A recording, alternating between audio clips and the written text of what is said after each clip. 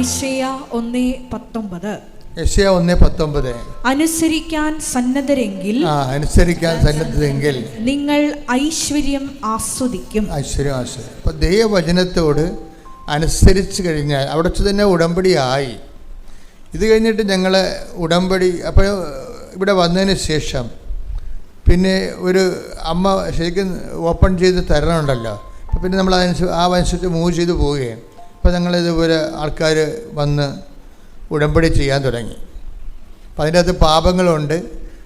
പാപങ്ങൾ വെറുത്ത് ഉപേക്ഷിച്ചിട്ട് ആൾക്കാർ നിയോഗങ്ങൾ കൊണ്ടുവന്ന് സമർപ്പിക്കുന്ന ലളിതമായ ഒരു ഉടമ്പടിയാണ് 2016 അത് നടന്നുകൊണ്ടിരിക്കുന്ന സമയത്ത് പിന്നെ കുറേ ഇഷ്യൂസൊക്കെ ഉണ്ടായി. അപ്പോൾ അത് ഇങ്ങനെ ഒരു സിറ്റുവേഷൻസ്, പുതിയൊരു പ്രാർത്ഥനാക്രമം വന്നപ്പോൾ പലയിടത്തും ചോദ്യങ്ങളുണ്ടായി. എന്താണിത്, എവിടെ നിന്നാണിത്, എങ്ങനെയാണിത്, ബൈബിള് വിരുദ്ധമാണോ, ദൈവശാസ്ത്ര വിരുദ്ധമാണോ എന്നൊക്കെ സഭയുടെ ഉള്ളിൽ നിന്നൊക്കെ ചോദ്യങ്ങളുണ്ടായി. അപ്പോൾ എനിക്ക് തോന്നി ഇതൊന്ന് ആൾക്കാർക്ക് ബോധ്യപ്പെടുത്താൻ വേണ്ടി, മെത്രാനച്ചന്മാർക്കും എല്ലാം ബോധ്യപ്പെടുത്താൻ വേണ്ടി ഇത് എഴുതണമല്ലോ എന്ന് എഴുതി. അങ്ങനെ എഴുതി 72 മണിക്കൂർ എഴുതിയ ഒറ്റ 170ഓളം പേജുകൾ 72 മണിക്കൂർ കൊണ്ട് എഴുതിയതാണത്. ആ എഴുതിയതിൻ്റെ കൂട്ടത്തിലാണ് ഇതെല്ലാം വരണം. ഉപ്പ്, ഉടമ്പടി തൈലം, ഉടമ്പടി ഇങ്ങനെ ഓരോ സാധനങ്ങളും അതിൻ്റെ വിശദീകരണങ്ങളും അതിൻ്റെ സുവിശേഷ പശ്ചാത്തലങ്ങളും ഇങ്ങനെ എല്ലാം എഴുതുക. അത് ദൈവം ഇങ്ങനെ എല്ലാ നിമിഷങ്ങളും ഇങ്ങനെ തന്നുകൊണ്ടിരിക്കുന്നു ഓരോ സംഭവം. ഇതെല്ലാം കൂടി ആകുമ്പോൾ ഇത് വലിയൊരു സംഭവമായിട്ട് മാറുകയാണ്. അപ്പോഴാണ് പ്രയോഗവിധികൾ വരണത്. പ്രയോഗവിധികൾ ഇപ്പോൾ നമുക്ക് പ്രഖ്യാപനങ്ങളുണ്ട്, പ്രാർത്ഥനയുണ്ട്, പക്ഷേ പ്രയോഗവിധികളില്ല. പ്രയോഗവിധികളെന്ന് പറയുന്നത് സഭയിൽ കുറവാണ്. സഭയിലുണ്ടായിരുന്ന പ്രയോഗവിധികൾ തന്നെ കുറഞ്ഞുകൊണ്ടിരിക്കുകയാണ്. ഇപ്പം നമ്മൾ പെസകാവ് വലിയ ശനിയാഴ്ച നമുക്ക് പണ്ട് ആനാമ്പെള്ളം തരത്തില്ല, പുത്തൻവെള്ളം തരികയില്ലേ. ഇപ്പോൾ പുത്തൻവെള്ളം ആൾക്കാർ ഉപയോഗിക്കണില്ലല്ലോ ആദ്യം. അതിൻ്റെ കാരണം എന്ന് വെച്ച് കഴിഞ്ഞാൽ ഈ പ്രയോഗവിധികളെക്കുറിച്ച് പിന്നീട് വന്ന അച്ഛന്മാർക്ക് ഇതിൻ്റെ കാര്യങ്ങൾ അറിയാൻ പറ്റാതെ വന്ന്. പുത്തൻവെള്ളത്തിൻ്റെ ഗുണമെന്ന് പണ്ടൊരു കുരുത്തോലയും കെട്ടി കുത്തൻവെള്ളം തളിച്ചാൽ അവിടെ നിൽക്കുക, അത് പിശാചായാലും. കാര്യം എന്താണ്, നമ്മുടെ അപ്പന്മാർക്ക് അറിയാമായിരുന്നു വിശ്വാസ പ്രമാണത്തിൻ്റെ പവർ എന്താണെന്ന്, പുത്തൻവെള്ളം എന്താണെന്ന് അറിയാമായിരുന്നു. പിന്നീട് വന്ന ഈ തിയോളജിയും ബൈബിളൊക്കെ പഠിച്ചിട്ട് വന്ന ആൾക്കാർക്ക് ഈ ആ പുസ്തകത്തിലുള്ള പശുവാണ്, അത് പുല്ല് തിന്നത്തില്ല. മിക്കവാറും പുല്ല് തിന്നുന്ന പശു ചത്തുപോയി. കാര്യം പാരമ്പര്യം അറിയത്തില്ല. സഭയെ അനുഷ്ഠിച്ച് പോകുന്ന ഒരു പാരമ്പര്യമുണ്ട്. ഒരു മരുന്നെടുത്താൽ പോലും അമ്മമാർ വിശ്വപ്രമാണം ചൊല്ലി 3 കുരിശിനകത്തിടും. ഇപ്പോഴത്തെ അമ്മമാരിടുവാന്ന് നമുക്കറിയത്തില്ല. പഴയ അമ്മമാർ കുഞ്ഞുങ്ങൾക്ക് മരുന്ന് കൊടുക്കുമ്പോൾ മരുന്നല്ല കാര്യം കർത്താവാണെന്ന് അറിഞ്ഞുകൊണ്ട് തന്നെ അവർ അതിൻ്റെ പുറത്ത് കുരിശിട്ടിട്ട് മാത്രമേ മരുന്ന് കൊടുക്കത്തുള്ളൂ. കാര്യം അത് പാരമ്പര്യമാണ്. അത് അനുഷ്ഠിച്ചിരുന്ന ഒരു കാലവും ആ ഒരു തലമുറയൊക്കെ മണ്ണടിഞ്ഞു പോയി. സഭയുടെ അകത്തും പുറത്തും ഈ മണ്ണടിച്ചിൽ ഉണ്ടായിട്ടുണ്ട്. പാരമ്പര്യം ആവശ്യമില്ലാത്ത പാരമ്പര്യത്തെക്കുറിച്ച് കോയ്മ നടിക്കാൻ വേണ്ടി കൊട്ടിഘോഷിക്കണമെന്നല്ലാതെ ദൈവികമായ അനുഭവ വിശ്വാസ തലങ്ങളെ കൈമാറുന്ന പാരമ്പര്യങ്ങളാണ് നമുക്ക് നഷ്ടപ്പെട്ടത്. നമുക്ക് സമുദായ മേൽക്കോയ്മയ്ക്ക് വേണ്ടിയുള്ള കൊട്ടിഘോഷങ്ങൾ ആണിപ്പോൾ നടക്കുന്നത്. മറിച്ച് വേണ്ടത് വിശ്വാസ പാരമ്പര്യങ്ങളായിരുന്നു നമുക്കുണ്ടായിരുന്നത്. അത് ആ ഒരു തലമുറ മൺമറഞ്ഞു പോയിക്കൊണ്ടിരിക്കുകയാണ്. കാര്യം അത് പ്രയോഗവിധികളുടെ ഒരു കാലമായിരുന്നു. എന്തും ദൈവത്തെ പ്രയോഗിക്കും. പുത്തൻവെള്ളമാണെങ്കിലും എന്ത് വിഷയമായാലും അതുകൊണ്ട് തളിക്കും. അതാണ് പ്രയോഗം എന്ന് പറയണത്. അപ്പോൾ ഈ ഉടമ്പടി വന്നപ്പോൾ വീണ്ടും പ്രയോഗവിധികൾ തിരിച്ചു വന്നു. ഉപ്പ്, ഉടമ്പടി തൈലം, അല്ലേ, ഉടമ്പടി കാശ്രൂപം, എന്തെല്ലാം പ്രയോഗവിധികളാണ്. അത് വിശ്വാസത്തിൻ്റെ തന്നെ വേറെ ഒരു എക്സ്പ്രഷനാണ്. അത് പ്രയോഗവിധികളെന്ന് പറയണത്. വിശ്വാസത്തിൻ്റെ എക്സ്പ്രഷൻസിൽ ഒന്ന് പ്രാർത്ഥന, രണ്ടാമത്തത് പ്രഖ്യാപനം അല്ലെങ്കിൽ പ്രഘോഷണം, അല്ലെങ്കിൽ മൂന്നാമത്തത് പ്രയോഗം. അപ്പോൾ ഉടമ്പടിയിൽ ഇതെല്ലാം സമൃദ്ധമായി. അതാണ് ഉടമ്പടി സമ്പൂർണ്ണമായ ഒരു ആധ്യാത്മിക ജീവിത രീതിയായിട്ട് ഉയർന്നു വരുന്നതിൻ്റെ കാരണം. വിശ്വാസത്തിൻ്റെ കഴിഞ്ഞ ദിവസങ്ങളിലൊരു സാക്ഷ്യം ഉണ്ടായി. സാക്ഷ്യം എന്ന് പറയുമ്പോൾ അവരുടെ പേര് എനിക്ക് ഇഷ്ടപ്പെട്ടായിരുന്നു. നല്ല സാക്ഷ്യം. അതായത് നിഷ രാജ എന്നും പറഞ്ഞ് അവർ ഗുജറാത്തിൽ താമസിക്കുകയാണ് വർഷങ്ങളായിട്ട്. രാജ അഗസ്റ്റിൻ, നിഷ രാജ, ഇവർ ഗുജറാത്തിൽ താമസിക്കുകയാണ്. അപ്പോൾ ഇവരുടെ പ്രശ്നം എന്ന് പറയുന്നത് ഇവർക്ക് 20 വർഷമായിട്ട് മക്കളില്ല. 20 വർഷമായിട്ട്. അപ്പം ഇവർ അവസാനത്തെ ചികിത്സ അമൃതയിലാണ്. അമൃതയിലെ ചികിത്സയും കഴിഞ്ഞിട്ട് അമൃത ഇവർക്ക് അതുകൊണ്ട് ശരിയാകഴിഞ്ഞിട്ട് അഹമ്മദാബാദിലെ ഏറ്റവും ടോപ്പ് ആശുപത്രിയിലെ 1-ാം നമ്പർ ഡോക്ടറിൻ്റെ അടുത്ത് ഇവർ പോവും. അത് അമൃതയിൽ നിന്ന് ഇവരെ അങ്ങോട്ട് റെക്കമെൻഡ് ചെയ്യണതാണ്. അഹമ്മദാബാദിലെ 1-ാം നമ്പർ ഡോക്ടറിൻ്റെ അടുത്ത് പോയിട്ട് അവരിവരെ അക്കോമഡേറ്റ് ചെയ്യും. പക്ഷേ അവരുടെ ഈ 20ാമത്തെ കൊല്ലം അങ്ങേരുടെ ചികിത്സയായിട്ട് ഇവിടെ മക്കളില്ല. പിന്നെ അവർ ചികിത്സ നിർത്തി. ചികിത്സ നിർത്തുമ്പോൾ എന്താണ്, 22 ഡോക്ടർമാരുടെ ഫയലാണ് ഇരിക്കണ കയ്യിൽ. ഇത്രയും നാളിനുള്ളിൽ ഇതിനുള്ളിൽ ഒരു പ്രാവശ്യം കുഞ്ഞിനെ 9 മാസം കുഞ്ഞിനെ 9 മാസമുള്ള കുഞ്ഞിനെ പ്രസവിച്ച് വരെ, പക്ഷേ ചത്ത് കിടക്കിയിരുന്നു കൊച്ച്, ചത്താണ് പ്രസവിച്ചത്. പിന്നെ മിസ്കാരേജ് ഉണ്ടായി, 6 പ്രാവശ്യം അബോർഷനായി. കുഞ്ഞുണ്ടാകും, 1-ാം മാസമോ 2-ാം മാസമോ അബോർട്ടായി പോകും. പിന്നെ IVF അങ്ങനെ പല പരിപാടികളൊക്കെ ആയിട്ട് ഇങ്ങനെ ലക്ഷക്കണക്കിന് രൂപയാണ് ഇതിന് മുടക്കണത് ഇങ്ങനെ. എന്നിട്ട് എന്തോ ഒരു എത്ര കാലം ആശുപത്രി കിടപ്പാണ് ഒരു കുഞ്ഞിന് വേണ്ടി, എത്ര കാലത്തെ ആശുപത്രി കിടപ്പാണ്. ലക്ഷക്കണക്കിന് രൂപയാണ് ഇവരിതിന് വേണ്ടി മുടക്കണത്. മുടക്കി 22 ഡോക്ടേഴ്സിൻ്റെ ഫയലാണ് അവിടെ കയ്യിലിരിക്കുന്നത്. ഒരു പെട്ടി ഫയലാണ് ഒരു കുഞ്ഞ് ജനിക്കാൻ വേണ്ടി ഒരു വൈദ്യശാസ്ത്രം മുടക്കിയിരിക്കുന്നത്. ഒടുവിലെല്ലാം പരാജയപ്പെട്ട് ഒടുവിൽ കൃപാസനത്തിൽ വരും. കൃപാസനത്തിൽ വരുമ്പോൾ എന്താ സംഭവിക്കണത്, ഒരു ഉടമ്പടി എടുക്കും. ഉടമ്പടി എടുത്തിട്ട് അവിടെ സീരിയസ് ആയിട്ട് എടുക്കുമ്പോൾ എനിക്ക് കർത്താവ് തന്ന ഒരു പ്രാർത്ഥനയുണ്ട്. എന്താണ്, ഇവിടെ വരുമ്പോൾ, മക്കളില്ലാത്തവർ ഇവിടെ വരുമ്പോൾ അവർക്ക് വേണ്ടിയുള്ളൊരു എല്ലാത്തിനും വേണ്ടി പ്രാർത്ഥനയുണ്ട്. നിങ്ങൾ വിദേശത്ത് യാത്ര ചെയ്ത് പോകണമെങ്കിൽ കൃപാസനത്തിൽ അമ്മ തന്ന ഒരു പ്രാർത്ഥനയുണ്ട്. ആ പ്രാർത്ഥനയാണ് ചെയ്യണത്. നിങ്ങളുടെ വലത്തും ഇടത്തും വീട്ടിലും വഴിയിലും ജലത്തിലും കരയിലും മുകളിലും ഹൃദയത്തിലും കർത്താവിൻ്റെ സാന്നിധ്യവും സഹവാസവും സ്പർശം ഉണ്ടാവട്ടെ. നിങ്ങളുടെ യാത്ര, നിങ്ങളുടെ അവിചാരിതമായ അപകടങ്ങൾ, ആകസ്മിക സങ്കടങ്ങളിൽ നിന്ന് കർത്താവ് നിങ്ങളെ മോചിപ്പിക്കട്ടെ. അങ്ങനെ തുടങ്ങുന്നൊരു പ്രാർത്ഥനയാണത്. അപ്പോൾ അതെല്ലാം ബ്ലോക്ക് ചെയ്താൽ വരാനുള്ള തകർച്ചകളെ വരെ ബ്ലോക്ക് ചെയ്താൽ പ്രാർത്ഥിക്കണേ. അതുപോലെ തന്നെ മക്കളില്ലാത്തവർക്കൊരു പ്രാർത്ഥനയുണ്ട്. മക്കളില്ലാത്തൊരു പ്രാർത്ഥന, നിങ്ങളുടെ രക്തത്തിൽ പറയുന്ന കുഞ്ഞുമായ കൃപാസന അൾത്താരെ, എൻ്റെ 39 വർഷത്തെ പൗരോഹിത്യത്തിൻ്റെ യോഗ്യതയായ കൃപാസന അൾത്താരെ പ്രത്യക്ഷപ്പെട്ട മാതാവിൻ്റെ പ്രത്യക്ഷീകരണത്തിൻ്റെ സ്ഥിരീകരണത്തിനായി നിൻ്റെ രക്തത്തിൽ പറയുന്ന കുഞ്ഞുമായ അൾത്താരെ കയറാൻ കർത്താവ് നിന്നെ അനുവദിക്കട്ടെ. അതാണ് പ്രാർത്ഥന. അതെല്ലാവർക്കും കൊടുക്കണം. അത് ഞാൻ എഴുതിയുണ്ടാക്കിയത്, ഇങ്ങനെ ചിന്തിച്ചുണ്ടാക്കിയതല്ല. അതിങ്ങനെ ആൾക്കാരെ കാണുമ്പോൾ പരിശുദ്ധാത്മാവ് തരും ഓരോ പ്രാർത്ഥനകൾ. അതിപ്പോൾ അതെല്ലാം ഓരോ പ്രാർത്ഥനയായിരിക്കും. അതൊന്നും പ്രിൻ്റ് ചെയ്ത് വെച്ചിട്ടില്ല. അങ്ങനെ പ്രിൻ്റ് ചെയ്ത് ആൾക്കാർക്ക് കൊടുക്കുന്ന പ്രാർത്ഥന അല്ലത്. അൾത്താരയിൽ അഭിഷേക വിധി പ്രകാരം ആ വ്യക്തികൾക്ക് ഉണ്ടാകുന്ന പ്രത്യേക വിഷയത്തിന് വേണ്ടി ദൈവം നൽകുന്ന പ്രത്യേക പ്രാർത്ഥന. പക്ഷേ അത് ഇവർക്ക് അഭിഷേകമായി.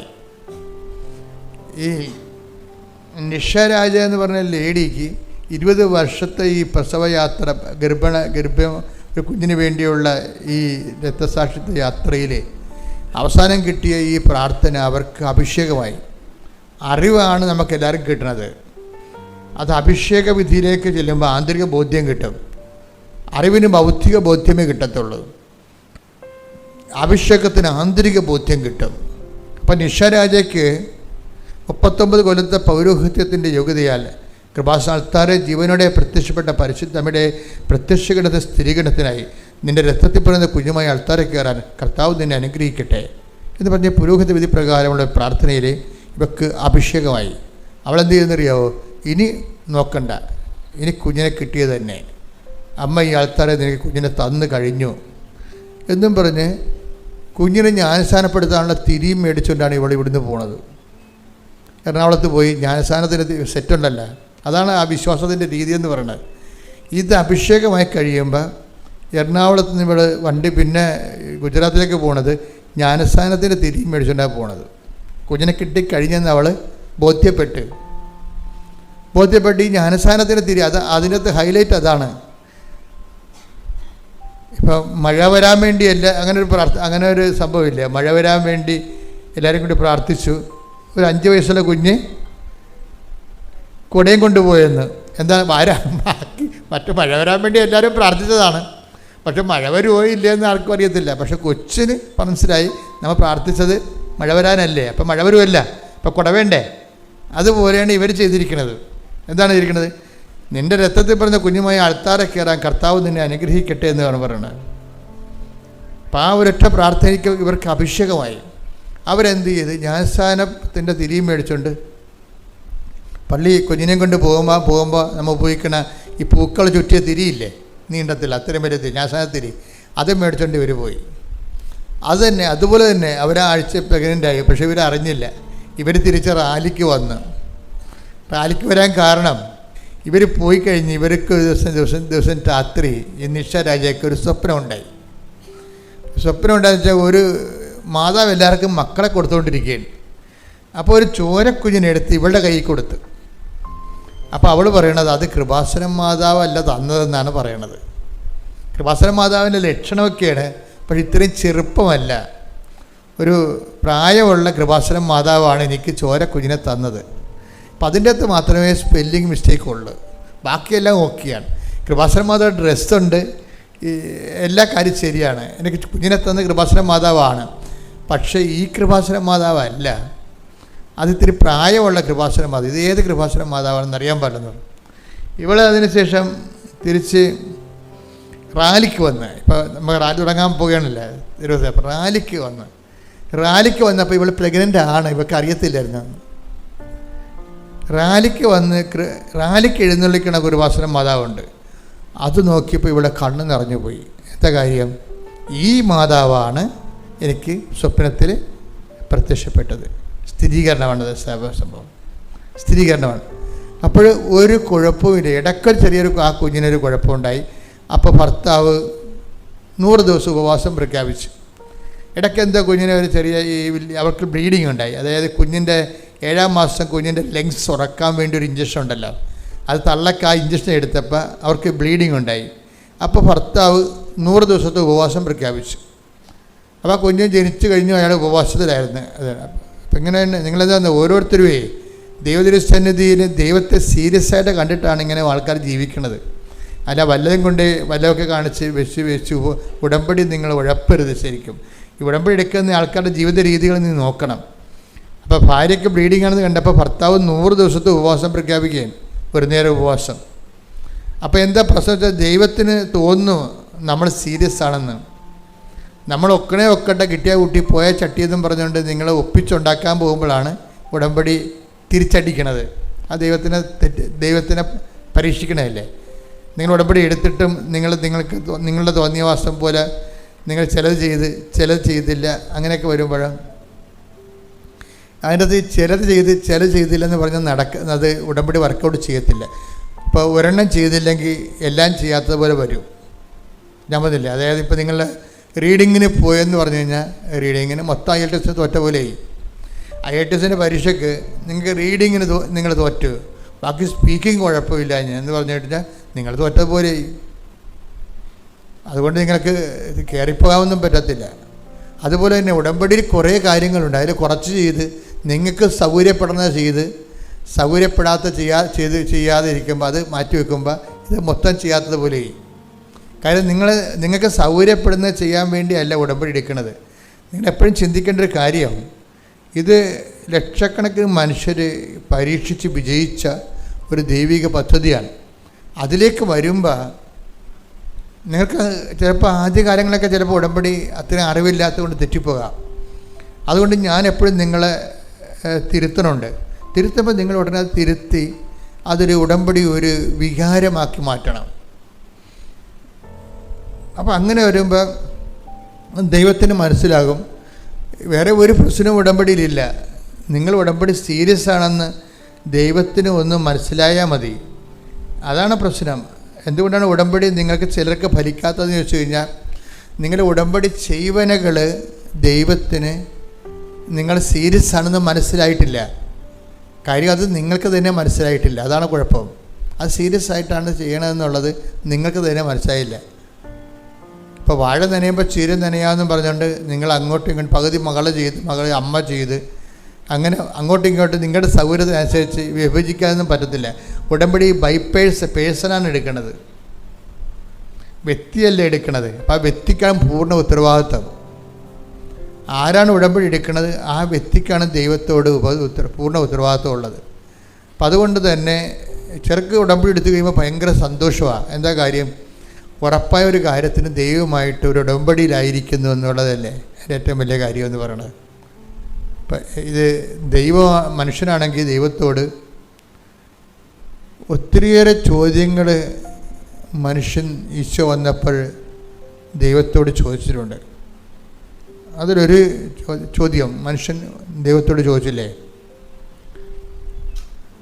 ഈശോയോട് ഒരു ചോദ്യം ഈശോയോട് ചോദിച്ചത്, നിത്യജീവൻ പ്രാപിക്കാൻ ഞാൻ എന്ത് ചെയ്യണം? അത് ഈശോയോട് ചോദിച്ച ചോദ്യമാണ്.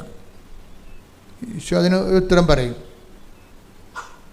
പിന്നെ ഈശോയെ കണ്ടപ്പോൾ വേറെ ഒരുത്തൻ ചോദിച്ചു, സ്വർഗ്ഗരാജ്യത്ത് വലിയവനാകാൻ ഞാൻ എന്ത് ചെയ്യണം? അപ്പോൾ ഓരോരോ ചോദ്യങ്ങൾ ഈശോയോട് ചോദിച്ചു.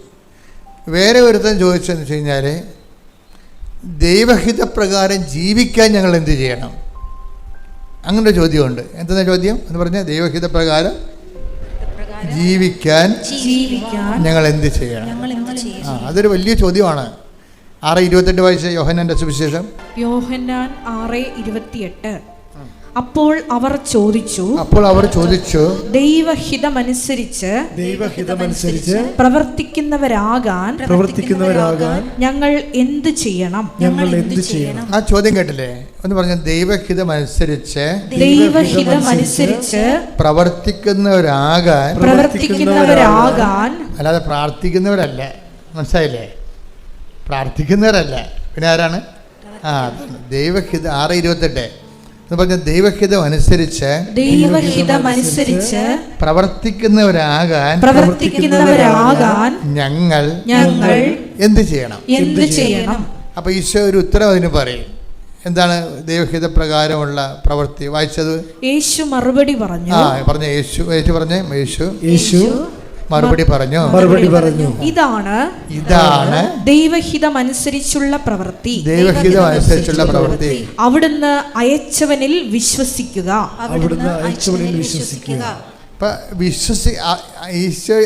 അവന് അയച്ചവനിൽ വിശ്വസിക്കുക എന്നുള്ളതാണ് ദൈവഹിതം അനുസരിച്ചുള്ള പ്രവൃത്തി. വിശ്വസിക്കണമെങ്കിൽ എന്ത് ചെയ്യണം? വിശ്വാസം എന്ത് ചെയ്യണം? നമ്മൾ ഇപ്പം അവനിൽ അയച്ചവന് വിശ്വസിക്കുക, അതാണ് ദൈവഹിതപ്രകാരമുള്ള പ്രവൃത്തി. അങ്ങനെ വിശ്വസിക്കണമെങ്കിൽ നമ്മൾ എന്ത് ചെയ്യണം? വിശ്വാസം പ്രവൃത്തികളാലാണ് നീതീകരിക്കപ്പെടുന്നത്. മനുഷ്യൻ വിശ്വാസം കൊണ്ട് മാത്രമല്ല പ്രവൃത്തികളാലുമാണ് നീതീകരിക്കപ്പെടുന്നതെന്ന് നിങ്ങൾ അറിയുന്നു. അപ്പം ഇതാണ് ദൈവഹിത പ്രകാരമുള്ള പ്രവൃത്തി. അവിടുന്ന് അയച്ചവന് വിശ്വസിക്കുക, അതല്ലേ നമ്മൾ കണ്ടത്. ഇപ്പം വിശ്വസിക്കുന്ന ഈശ്വര് വിശ്വസിക്കുന്നു എന്ന് പറഞ്ഞാൽ വിശ്വസിക്കുന്നു പറഞ്ഞിട്ട് കാര്യമില്ല. എന്ത് ചെയ്യണം? എന്താണ് ഈ യാക്കോബ് 2:24 വർക്കൗട്ട് ചെയ്യണം. എന്താണ് അത്? വായിച്ചേ. മനുഷ്യൻ വിശ്വാസം കൊണ്ട് മാത്രമല്ല പ്രവൃത്തികളാലുമാണ് നീതീകരിക്കപ്പെടുന്നതെന്ന് നിങ്ങൾ അറിയുന്നു. അപ്പൊ ദൈവഹിത പ്രകാരം ജീവിക്കാൻ ഞങ്ങൾ എന്ത് ചെയ്യണമെന്ന് ചോദിച്ചു കഴിഞ്ഞാൽ ഉത്തരം എന്താണ്? അവിടുന്ന് അയച്ചവനിൽ വിശ്വസിക്കുക എന്ന് വെച്ചാൽ എന്താണെന്ന് ചോദിച്ചു കഴിഞ്ഞാൽ, വിശ്വാസം നീതീകരിക്കപ്പെടുന്നത് പ്രവൃത്തികൾ വഴിയാണ്. അതാണ് ഈ ഉടമ്പടി എന്ന് പറയുന്നത്. പ്രവൃത്തികൾ എന്ന് പറഞ്ഞാൽ എന്ത് പ്രവൃത്തികളാണ്? എന്തെങ്കിലും പ്രവൃത്തികളാണ്? അല്ല. പിന്നെ എന്താണ്? അവൻ പറയണ പോലെയുള്ള പ്രവൃത്തികൾ, അവൻ പറയണ പോലെ ചെയ്യുക, അതാണ് വിഷയം. അവൻ അത് വായിച്ച് യോഹന്നാൻ 2:5. അവന്റെ അമ്മ പരിചാരകരോട് പറഞ്ഞു, അവൻ നിങ്ങളോട് പറയുന്നത് ചെയ്യുവിൻ. അപ്പൊ ഈ അവൻ നിങ്ങളോട് ദൈവഹിത പ്രകാരമുള്ള പ്രവൃത്തി എന്താ? ദൈവഹിത പ്രകാരം ജീവിക്കാൻ ഞങ്ങൾ എന്ത് ചെയ്യണമെന്ന ചോദ്യത്തിന് ഉത്തരം എന്താണ്? അവിടുന്ന് അയച്ചവനിൽ വിശ്വസിക്കുക. എന്ത് വിശ്വസിക്കണം എന്നുള്ള ഉത്തരം എന്താണ്? വിശ്വാസം പ്രവൃത്തികളാൽ നീതീകരിക്കപ്പെടുന്നു. എന്ത് പ്രവൃത്തി എന്ന് ചോദിച്ചു കഴിഞ്ഞാൽ എന്താണ്? അവൻ പറയുന്നത് പോലെ ചെയ്യുക. ഇത് ഇന്റർകണക്റ്റഡ് ആണ്. അപ്പോൾ ദൈവഹിത പ്രകാരമുള്ള പ്രവൃത്തി എന്ന് പറഞ്ഞാൽ എന്താണ്? ഉടമ്പടി ജീവിതമാണ്. കൈയടിച്ച് ശ്രുതിക്കട്ടെ. ഹല്ലേലൂയ.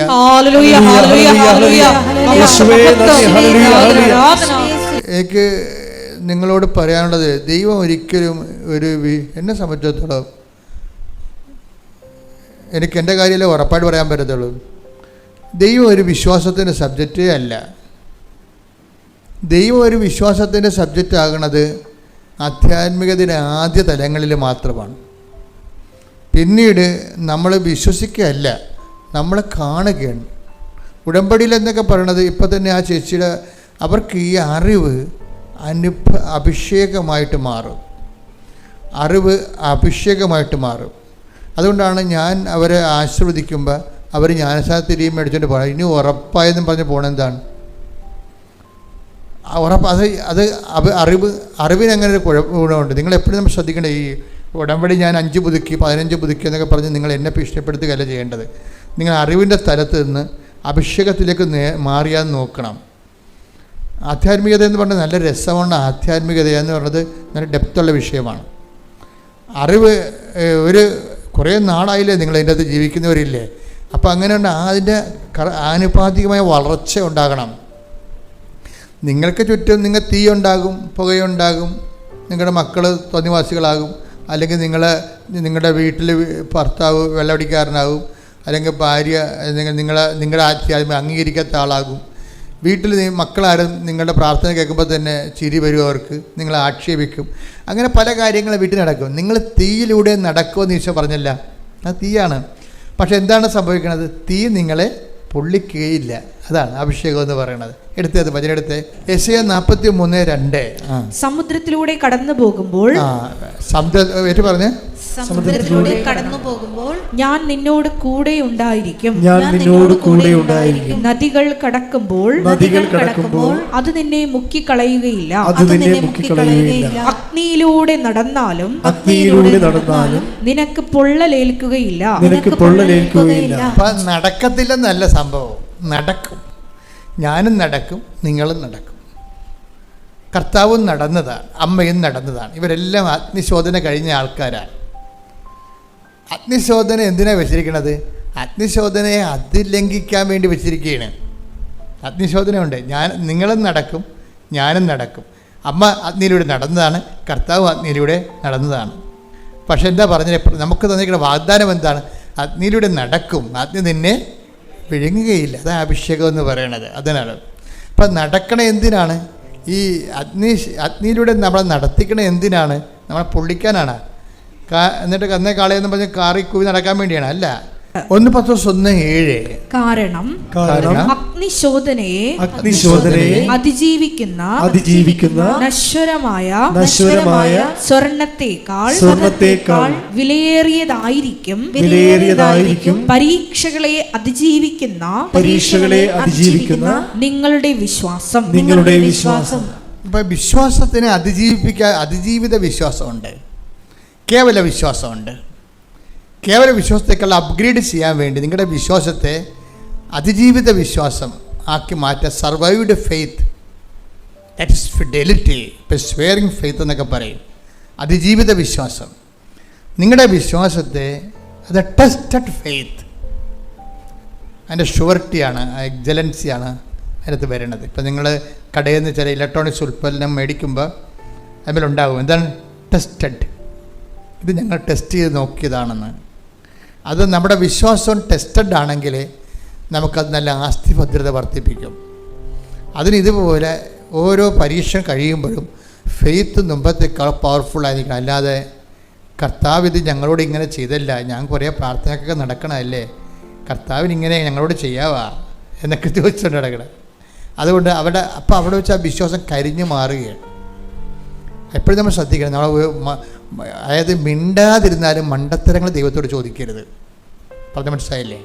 മിണ്ടാതിരുന്നാലും മണ്ടത്തരങ്ങൾ ദൈവത്തോട് ചോദിക്കരുത്. അപ്പം കരിഞ്ഞു മാറിയ സംഭവം. നിങ്ങൾ ചോദിക്കുകയെ, ഞാനിങ്ങനെ ഉടമ്പടിയൊക്കെ എടുത്തതല്ലേ, അപ്പം ദൈവത്തിന് ഇങ്ങനെ എന്നോട് ചെയ്യാവാ എന്ന് നിങ്ങൾ ചോദിച്ചാൽ, കർത്താവ് പണ്ട് അമ്മയോടും നിക്കോദേമോസിനോടും ഈശോ ഉത്തരം മുട്ടിച്ച ഒരു ചോദ്യമുണ്ട്. എന്താണ്? ഈശോ പ്രീസപ്പോസ് ചെയ്യുന്നൊരു കാര്യമുണ്ട്. നിനക്ക് ഇതൊക്കെ അറിയാവുന്നതെന്നാണ് ഞാൻ ധരിച്ചിരിക്കണമെന്ന് പറയും. അതോടുകൂടി അമ്മ ഫ്ലാറ്റായി. എന്താണ്? 2:48 വായിച്ചേ. ലൂക്ക 2:48. ലൂക്ക 2:48. അവനെ കണ്ടപ്പോൾ മാതാപിതാക്കൾ വിസ്മയിച്ചു. അവന്റെ അമ്മ അവനോട് പറഞ്ഞു, മകനെ നീ ഞങ്ങളോട് ഇങ്ങനെ ചെയ്തതെന്ത്? കണ്ട അതൊക്കെ അമ്മ ചോദിച്ചതാണ്. എൻ്റെ ഏതാണ് ഈ കാണാതെ പോയില്ലേ കർത്താവിനെ ദേവാലയത്തിൽ വെച്ച് വേദശാസ്ത്രങ്ങളെ തർക്കിച്ചുകൊണ്ടിരുന്ന സമയത്ത് മാതാവിൻ്റെ കയ്യിൽ നിന്ന് വിട്ടുപോയില്ലേ? അതാ ചോദിക്കണത്, എൻ്റെ മകനെ നീ എന്താണ് ഞങ്ങളോട് ഇങ്ങനെ ചെയ്തത്? അത് നമ്മളും ചോദിക്കണതാണ്. ഞാൻ ഉടമ്പടി എടുത്തതല്ലേ, എന്താ ദൈവം എന്നോട് ഇങ്ങനെ ചെയ്തത്? അപ്പോൾ ഉടമ്പടി എടുക്കുമ്പോൾ നമ്മളെപ്പോഴും ശ്രദ്ധിക്കേണ്ട ഒരു വിഷയം വെച്ച് കഴിഞ്ഞാൽ, ദൈവത്തിന് നമ്മളെക്കുറിച്ച് അസസ്മെൻ്റ് ഉണ്ട്, നമ്മളെക്കുറിച്ച് നമുക്ക് അസസ്മെൻ്റ് ഇല്ല, എന്നുവെച്ചാൽ വിലയിരുത്തലില്ല. നമ്മളിപ്പോഴും ഒന്നും അറിയില്ല, ഇള പിടിച്ച പിള്ളേരെ പോലെ നടക്കണമെന്നല്ലാതെ. അപ്പോൾ ദൈവം ഇങ്ങനെ വളർത്തി ഈ ഉടമ്പടിയിലേക്ക് വരുമ്പോൾ ഒരു മിനിമം നോളജ് നമുക്ക് നമ്മളെക്കുറിച്ച് ഉണ്ടാകണം എന്നാണ് ദൈവം പ്രീസപ്പോസ് ചെയ്യണത്.